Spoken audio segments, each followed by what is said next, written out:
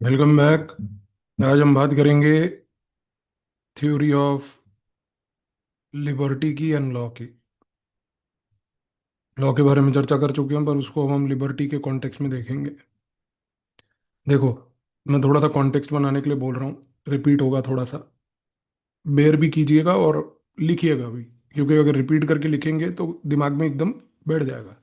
तो ऐसे मुंह बना के बैठने की कोई नुमाइश नहीं चल रही है यहाँ पर, ठीक है? जब भी कोई भी चीज़ रिपीट होती है उसको लिख लिया करिए। वो कॉन्टेक्स्ट बनाने के लिए होती है और उस कॉन्टेक्स्ट में चीज़ें फिर फ्लो करती हैं। तो बेवकूफ़ की तरह बैठे नहीं रहना है सिर्फ कि जस्ट बिकॉज वो रिपीट हो रहा है, हमने एक बार लिख लिया है तो हम लिख लेंगे। इतने ओवर कॉन्फिडेंट मत होइए, चीज़ों को करिए बार बार। तो हम ये कह रहे हैं कि भाई, हॉब्स कहता है कि people basically come from the state of nature into a state to survive,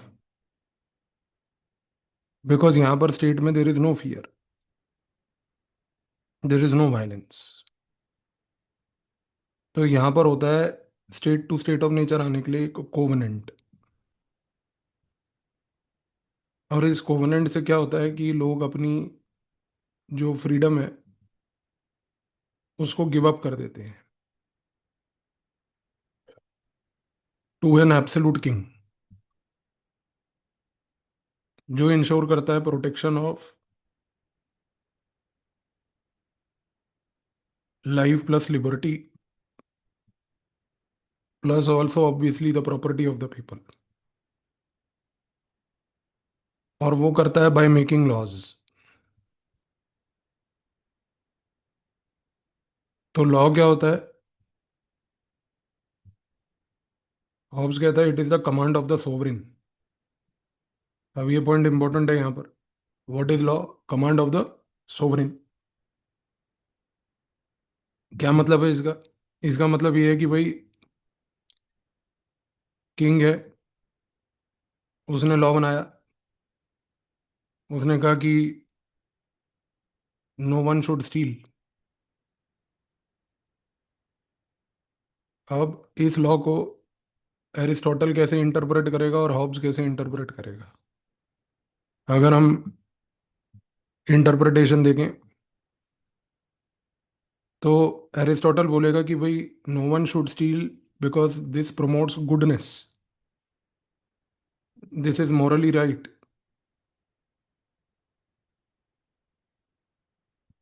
लेकिन हॉब्स कहेगा कि boss, there is no goodness, इसमें देर इज नथिंग मॉरल। यहाँ पर सिर्फ एक ही चीज इंपॉर्टेंट है कि it is the command of the king,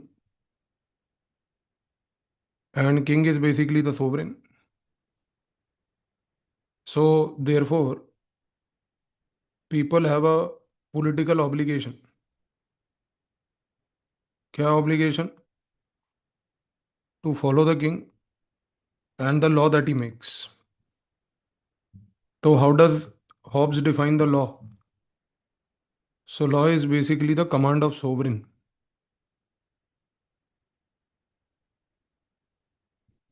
जो सोवरेन ने, किंग ने कह दिया, वो करना ही पड़ेगा।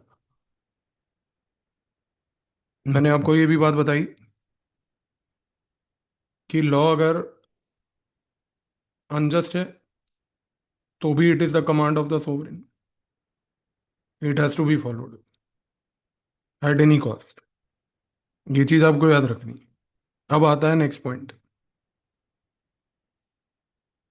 वो आता है कि भाई, हॉब्स जो है वो लिबर्टी को किस नजरिए से देखता है। जब हम बात करते हैं लिबर्टी की, तो हॉब्स कहता है कि भाई, liberty is basically, as we know, absence of external obstacles.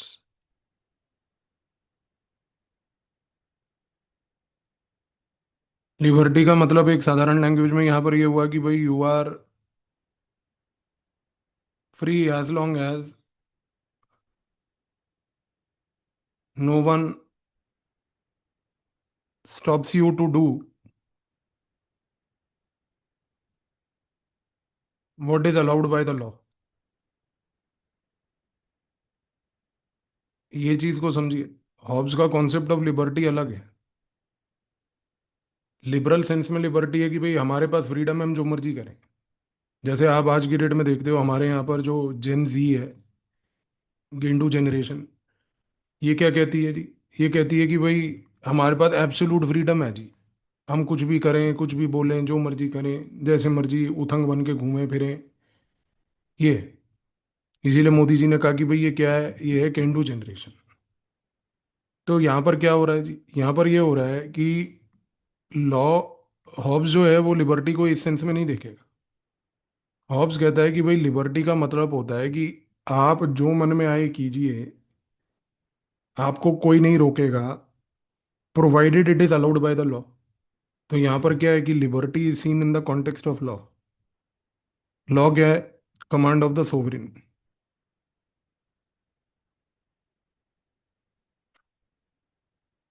अब यहाँ पर हॉब्स इस चीज को एक्सप्लेन करता है। हॉब्स कहता है कि देखो जी, प्रॉब्लम क्या है, आप वो स्टेट ऑफ नेचर में है। स्टेट ऑफ नेचर में है टोटल लिबर्टी, वही कैंडू जनरेशन वाली लिबर्टी। तो ये हो गई वो लिबर्टी, टोटल लिबर्टी। कुछ भी करो, जो मर्जी करो, जिसको मर्जी मारो काटो, जो मर्जी करो। हॉब्स कहता है कि भाई ये स्टेट ऑफ नेचर की जो टोटल लिबर्टी है, ये डेंजरस है। इसीलिए देखो कैंडू जनरेशन हमारे देश के लिए कैंसर है। तो ये डेंजरस है। अब रियल लिबर्टी क्या होती है हॉब्स के मुताबिक? वो होती है कि भाई जहां पर एक लॉ है और वो लॉ के तहत आपको एक फ्रीडम प्रोवाइड की गई है, आप उस लॉ के दायरे में जो मर्जी करो। उस लॉ के दायरे में आपकी फ्रीडम को कोई रिस्ट्रिक्शन नहीं लगेगा। तो ये होती है ट्रू लिबर्टी, जो हॉब्स समझाना चाह रहा है। हॉब्स कह रहा है कि देखो भाई, लॉ है, it says that person can travel anywhere, meet anyone,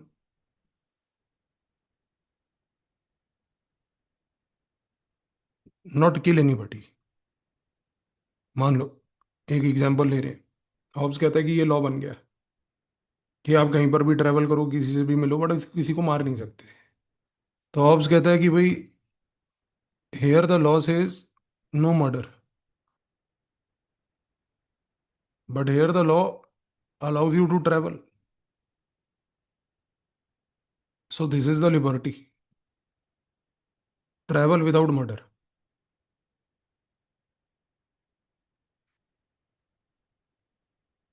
अब अगर वो कहता है कि लॉ बन गया in specific areas, no travel, let say ये ट्राइबल एरियाज हैं,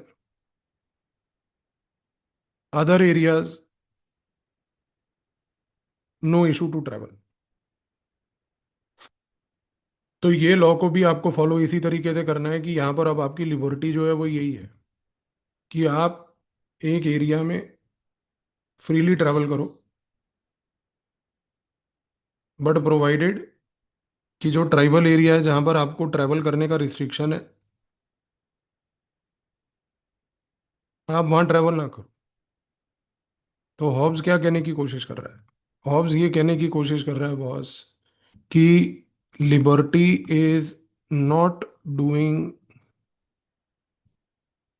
what ever you want, but it means doing anything peacefully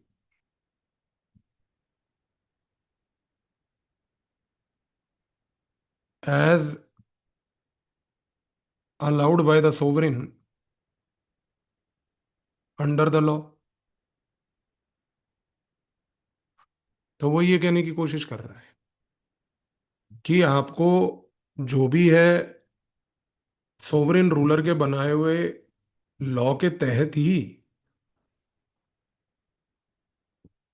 अपनी लिबर्टी को एक्सरसाइज करना है। तो liberty for Hobbes is not divorced from the law. ये चीज आपको समझ आई? It is not divorced from the law. Liberty has to be seen in the context of law।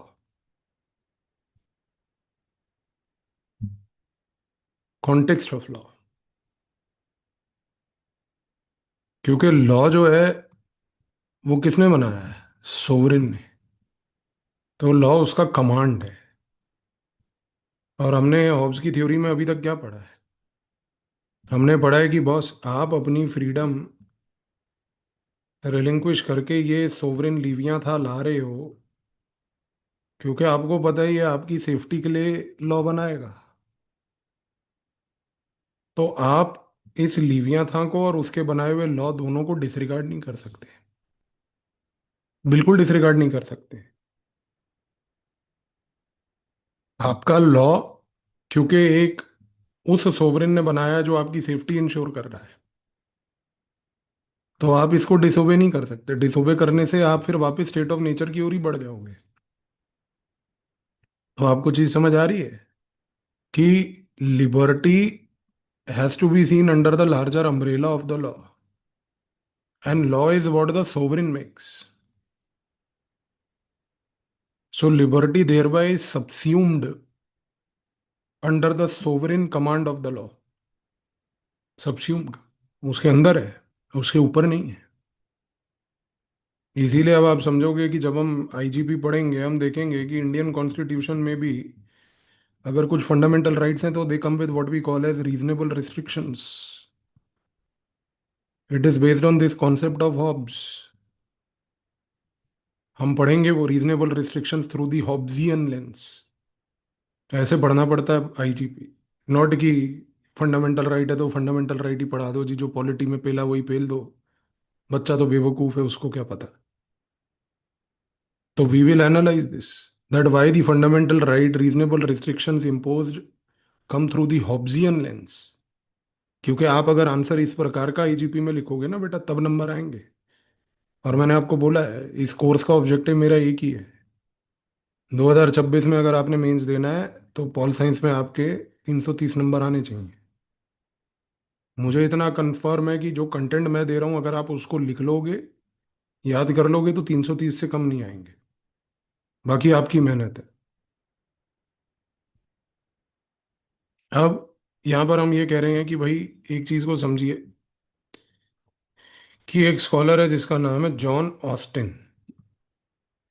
उसने दिया था कमांड थ्योरी ऑफ लॉ।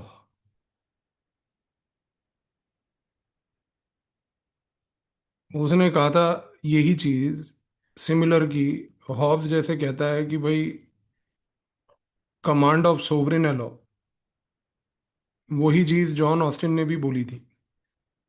तो जॉन ऑस्टिन और हॉब्स के ideas to this extent are quite similar. दूसरी बात, Isaiah Berlin वो कहता है कि हॉब्स ने लिबर्टी को एक्सप्लेन किया और उसने एक इनर फ्रीडम को निग्लेक्ट कर दिया। तो वो कहता है कि ये एक हॉब्स जो है वो इनकम्प्लीट साइकोलॉजिस्ट है। आपको याद होगा हमने थोड़ी देर पहले जो वीडियोस कुछ दिन पहले चर्चा करी थी, हमने बोला था कि हॉब्स की पूरी theory is premised on understanding of human psychology. तो प्रॉब्लम क्या है कि आइसिया बर्लिन बोलता है कि ह्यूमन साइकोलॉजी को अगर आप समझते हो तो आपको ये भी समझना है ना कि भाई हर व्यक्ति के पास एक इनर फ्रीडम भी होती है सोचने की, रीजन करने की। पर वो रीजन करने की इनर फ्रीडम तो निगलेक्ट हो गई।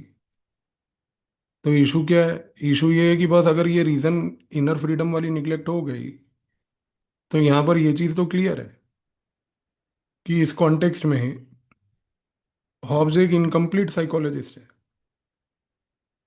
पर ये इनर फ्रीडम रीजन करने की निग्लेक्टेड इसलिए भी है क्योंकि अगर आपको पिछला वीडियो याद हो तो मैंने ये भी बताया था कि हॉब्स ने रीजन पे भी लिमिट्स लगा रखे हैं, अनलाइक एरिस्टोटल जिसने लिमिट्स नहीं लगा रखे। So this very clearly explains why Isaiah Berlin had to make a commentary of this nature कि भाई हॉब्स के साथ ये प्रॉब्लम है। तो आपको ये चीज़ आई बिलीव अब क्लियर हो रही होगी। इसी रीजन से आप देखिए कि जो क्विंटन स्किनर है, क्विंटन स्किनर ने यहाँ पर क्या बात बोली। क्विंटन स्किनर ने कैम्ब्रिज स्कूल को चैंपियन करते हुए ये बात बोली कि देखो, रियल फ्रीडम जो है वो आती है पॉलिटिकल पार्टिसिपेशन से।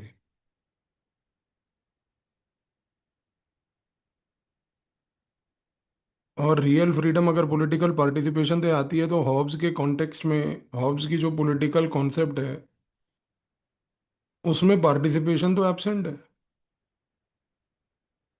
और अगर उसमें पार्टिसिपेशन एब्सेंट है तो हॉब्स का जो concept of freedom and liberty है वो इनकम्प्लीट है। तो वो कहता है कि मैं हॉब्स के लिबर्टी के लॉजिक को रिजेक्ट करता हूँ, मैं नहीं मानता इसको राइट। क्योंकि वो कहता है कि देखो, ट्रू फ्रीडम एक आज के सेंस में आएगी ओनली विद पॉलिटिकल पार्टिसिपेशन। तो अगर आप पॉलिटिकल पार्टिसिपेशन को ही निग्लेक्ट कर रहे हो तो फिर आप राइट काम नहीं कर रहे हो। तो ये चीज इसने सबसे पहले यहां पर बोली। फिलिप पेथित एक स्कॉलर और है। फिलिप पेथित क्या बोलता है, वो कहता है कि भाई आज अगर हम देखें कि हॉब्स कह रहा है कि भाई एक रूलर है, उसने अगर लॉ बना दिया तो उस लॉ के तहत आप लिबर्टी एक्सरसाइज करो, इसके बियॉन्ड नहीं कर सकते।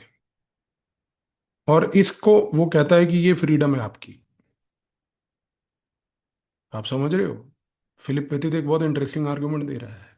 फिलिप पेथित कहता है, हॉब्स ने बोला कि you are allowed to travel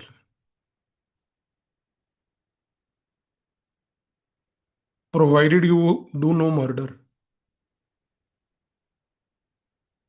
तो दिस अलाउंस टू ट्रैवल जो है ये सिर्फ एक लिबर्टी ही नहीं है, बल्कि ये आपके लिए एक फ्रीडम है। ये चीज तो क्लियर हो गई। पर फिलिप पेथित कहता है कि बॉस, ये फ्रीडम भी तब तक ही है provided that this so called sovereign Livia था doesn't end up in making a law to even now prevent travel. What if he does that? तो वो कहने की कोशिश कर रहा है फिलिप पेथित की बॉस, हॉब्स के फ्रीडम और लिबर्टी में हमेशा के हमेशा एक फियर है, एक रिस्ट्रिक्शन का। और ये फियर और रिस्ट्रिक्शन ऑर्डर, सेफ्टी, सिक्योरिटी, इसके नाम पर कभी भी लगाया जा सकता है।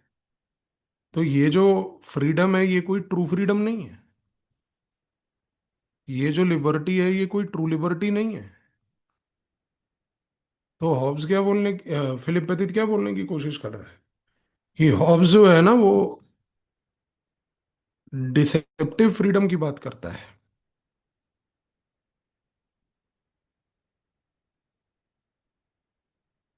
Deceptive freedom. हॉब्स कहता है कि भाई ये फ्रीडम पूरी की पूरी जो है आप एक्सरसाइज करो जब तक आपको कोई रोक नहीं रहा। पर फिलिप पेथित कह रहा है भाई यही पॉइंट है तेरा, कि जब तक कोई रोक नहीं रहा। यानी कि कल को अगर वही सोवरेन ने एक लॉ बना दिया ये कह के कि नहीं अब ट्रैवल भी नहीं होगा क्योंकि ट्रैवल नहीं करना चाहिए लोगों को, उससे सेफ्टी सिक्योरिटी इंश्योर होगी, तो आपने तो वो जो दी गई फ्रीडम थी उसको भी रिस्ट्रिक्ट कर दिया। तो मतलब फिलिप बेथित के हिसाब से हमें हॉब्स के एक स्टेट में परमानेंट फियर में रहना है। और अगर हमें हॉब्स के एक स्टेट में परमानेंट फियर में रहना है तो भैया यहाँ पर फिर वो स्टेट ऑफ नेचर के फियर से निकल के हम तो स्टेट के अंदर भी एक फियर में ही आ गए। तो फिलिप पेथित इसको कहता है परपेचुएशन ऑफ फियर। पॉइंट समझ आया आपको। Perpetuation of fear. भाई स्टेट ऑफ नेचर में फियर था, हम उसी फियर से बाहर निकल के तो स्टेट बनाए। पर स्टेट में ना हमारे पास लिबर्टी है ना फ्रीडम है। वो तब तक उतनी है जितनी लॉ के दायरे में। और सोवरिन लॉ अपने हिसाब से कभी भी बना सकता है। उस लॉ को हम अपोज भी नहीं कर सकते। लॉ अनजस्ट होगा, हमें फिर भी सपोर्ट करना है।